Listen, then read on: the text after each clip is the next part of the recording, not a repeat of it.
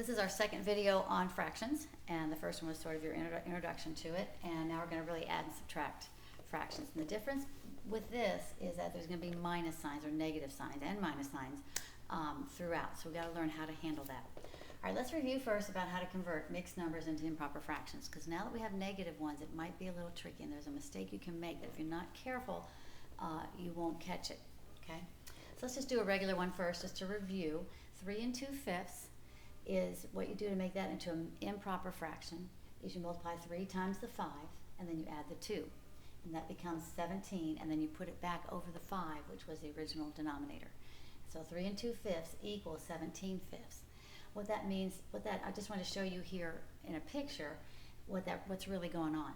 You can think of it as 3 pizzas and then 2 pieces left. So you have 3 pizzas that are all cut up into 5 pieces, okay? So you have 5 here, 5 here, and 5 here. So you have 15 pieces of pizza plus the 2 you had there, and that's 17. And it's not 17 pizzas. I don't have 17 whole pizzas. I have 17/5 of a piece of pizza. So that's really what you're doing. You're trying to figure out, breaking this down into pieces, how many pieces do I have? And that's what you're doing when you're going from mixed numbers to improper fractions. Okay, now let's try one that has that's negative. Suppose you had -1 5/8. Okay, you do what you usually do, and then you simply make sure the answer is also negative. So let's just go through how to do it correctly, then I'll show you a mistake that sometimes you'll make. Well, normally you go 1 times 8 plus the 5, and then you put it all over the 8. So 1 times 8 is 8, plus 5 is 13, and 13 over 8. But then I remembered, oh, yes, it's negative. So it's really -13/8. Now, what a common mistake that some students make is when they see -1 5/8, they just go, okay, 8 times -1 is -8. So they think -8 plus 5. Well, -8 plus 5 is -3. So they think, oh, that equals -3/8. But you know, somewhere in your gut, I would think, that -1 5/8 is nowhere near -3/8. Okay, so you want to kind of forget about the negative for just a minute while you work out the problem regular like we did. Then make sure your final answer has a negative sign in front. Okay, so let's do the next one. Let's make this improper fraction into a mixed number. So you have -19/7. So I always tell my students that the top dog goes in the house. So the guy on top goes in the house. Here's my house from when I'm going to divide, right? So top dog goes in the house. Again, suspend the negative sign. Don't worry about the negative. I know my answer has to be negative. So you just do it as usual. Top dog goes in the house, divide by 7. Well, you clearly see it's 2. 7 goes in there 2 whole times. So that 2 will be your whole number part. And what's left over, that's going to be your remainder. That goes on top. And the 7 has to stay in the bottom because you want to know how many 7ths this really is. I mean, not how many 7ths, but what whole number, and then whatever you have left is still going to be a 7th. So when there are 2 whole times, and then 5 left over, so 5 7ths. But then you remember, oh, it's negative, so it's -2 5/7. Okay, hope that helped. All right, that's the review. Now let's do some real problems. Okay, number 1. Suppose you had -3 1/4 plus -5 3/7. Okay, first thing you want to do now, you don't start working the problem out. First, you have to estimate.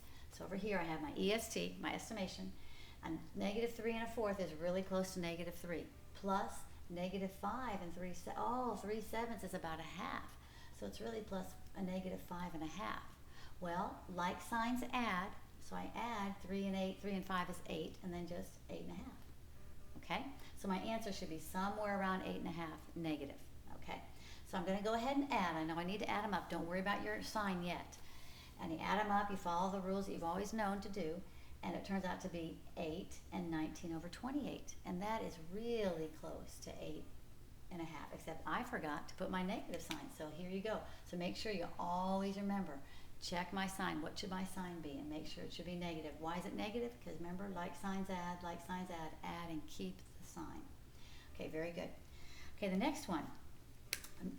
It's got a lot of minus and negatives in there, so let's don't have the whole number in here. Let's just do fractions and see if we can do this one. Okay, so write this one down. If we're going to estimate, well, 4/5 is close to 1, so -4/5 is close to -1. And then we're really adding, right? And 1/3, you could say it's 0, close to 0, or you could say a half. Okay, I'm just going to go with a half. Either one would be okay. All right, so here, I'm really going to add a half to -1, but I have different signs, so I subtract. I really have negative 1/2 because I keep the higher sign. So my answer should be somewhere around negative 1/2. Okay, so now I have to remember I really am subtracting. So the larger fraction is going to go on top. Well, this time it is the first one, so I'm kind of lucky. But I have to subtract the bottom one. So I do all the appropriate, find the common denominator, and I get 12 minus 5 is 7/15. So that's really close to my guess, which was 1/2. And I remember has to be negative because the higher number was negative. So it's negative 7/15.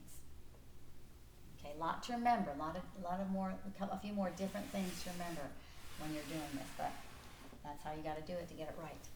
Okay, so now I have negative 4 1/8 minus 6 3/5. Okay, and the next problem is very similar, except I stuck in a negative. So we're going to do these both together, and hopefully won't have to do too much worry about how to do the actual part because all the numbers are the same. All right, so I estimate first. I have negative 4 minus 6 1/2. Well, remember, I think that's negative 4 plus a negative 6 1/2. Well, 6 1/2, I'm sorry, I didn't go over this part, but that's close to 0, so that's just 4. This is close to 1/2, so that'd be 1/2. So I'm really adding the opposite, so I'm really subtracting. I'm really making that negative. So both the signs are the same, so I'm really adding, so it ends up being close to negative 10 1/2. Should be my answer. So when you go all through this and get your common denominators, you get 10 and 29/40. Remember, you're really adding because the signs were the same. And that's one reason why estimation will help you. Because if you do this on your own, you might subtract, and really you need to be adding. Let's make this real clear. Okay. All right, so I got 10 and 29/40, but I have to remember it's negative because they're both negative. So it's negative, and that's really close to 10 1/2. So that's pretty good. Negative 10 1/2. Okay, same numbers here, except when I estimate, it's not same numbers, same numerals, I should say. That negative 6 is not quite the same as a positive 6 there. But okay, so here we go. It's negative 4 minus a negative 6 1/2. Well, I go add the opposite. So negative 4 plus a positive 6 1/2. So this time I'm really subtracting because the numbers are different. The signs are different. So you get to be so careful. I have to be so focused on what you're doing. So I really subtract. So 6 1/2 minus 4 is going to be 2 1/2. That's going to be positive because the higher number was positive. So my answer should be somewhere around 2 1/2. So I have to remember now, okay, I'm really subtracting. So now I put the bigger number on top, which in this case it's the second number. And I subtract, and then my answer is going to be positive, so a lot to remember in there. So you do it like we did before, just the same common denominators and everything. I go 24 minus 5 is 19/40, and then it equals 2, which is really close again to the 2 1/2. So I'm pretty sure that's the right answer. So again, that's why the estimating part is going to be really, really helpful, because you're going to be able to be sure about your answer that you got. There's so many things that can go wrong. So, okay, I think we just have, I'm not sure, so I won't say. All right, now this is the next example. Again, kind of similar numbers. This time I have negative 4 3/5. That's going to estimate to negative 4 1/2 minus a negative, that's about negative 6. Okay, so I add the opposite.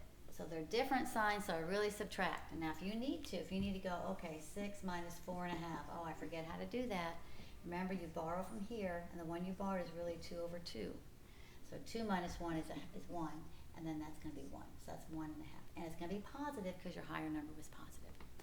Okay, so we know so that's about what my answer is going to be, I hope. So I do it here, and I realize, okay, I'm really subtracting, so I put the higher number on top, subtract the bottom number, get my common denominators. And here, again, the same thing happens.